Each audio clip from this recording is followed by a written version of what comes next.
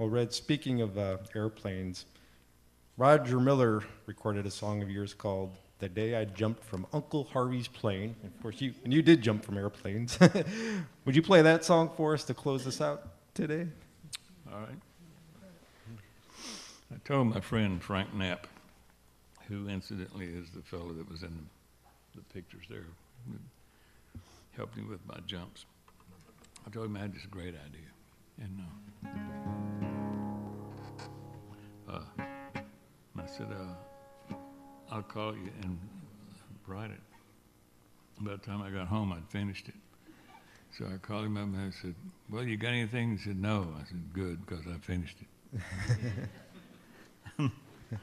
Yeah, there's Frank.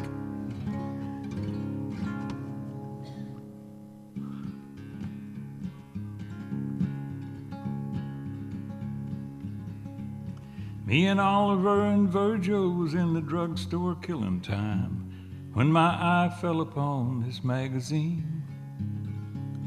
I got to feeling this, damn it, don't let me forget this thing. I did forget it. Let me tell you a story about that. I actually have a copy of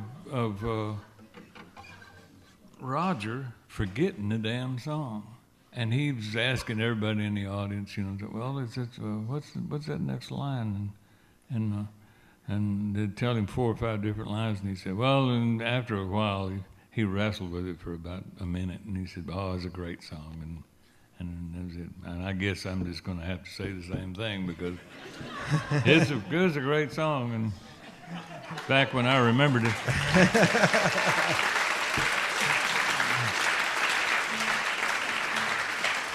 Hey, Red, well, wait. We got to hear you perform something. Would you mind, back in the green room, right before we came out? Now, hopefully I can remember this. Yeah, you performed a song that Merle cut of yours that I know is a very special song to Susie Cochran. Merle cut this, and it was supposed to be a single and all this business, and we got in trouble over the song somehow or another. And Merle and I didn't speak for about 3 years. And one night, he was visiting Hank and Susie. And Hank called me and he said, hey, I've got a friend of yours here that wants to talk to you. And I said, okay. And he said, hey, it's Hank. And I said, hey, man, how you doing? And he said, I'm fine. He said, I don't know why that we got backwards on the song. But Earl Haggard never forgot anything in his life, But he said, I don't know why that we got in trouble over this song. But he said, if it was your fault, I forgive you. And if it's my fault, I'm sorry. Now let's get back to being friends.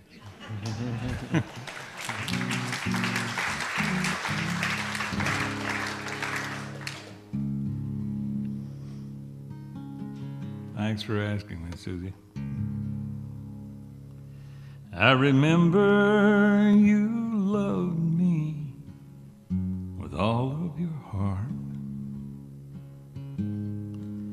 And I know yours as well as my own.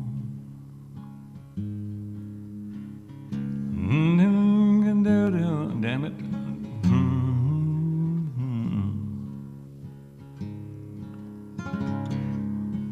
I did forget.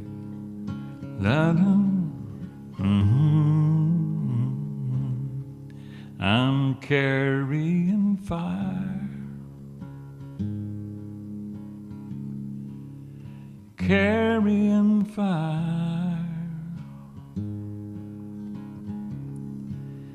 burning for you,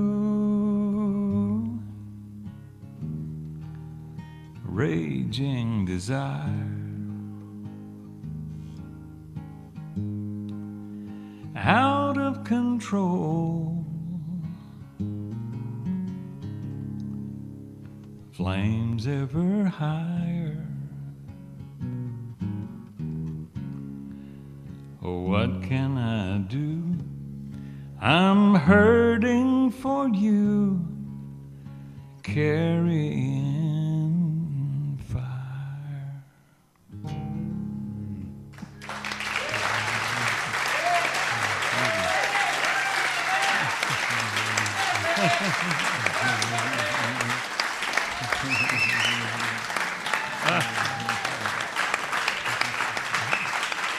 Thank you.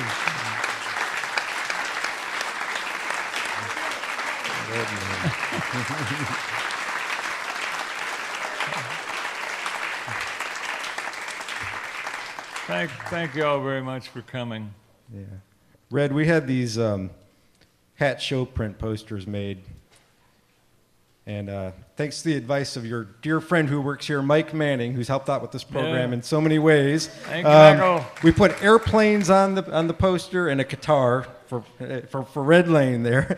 And Red's going to go over to the museum store and sign copies of those. And I know he's got a lot of dear friends and family here. And we ask that you just don't corner him here in the theater, but that you go over there and we'll congregate over there and ask him any questions you went over there. And also, we had one framed up for that I want to give to you.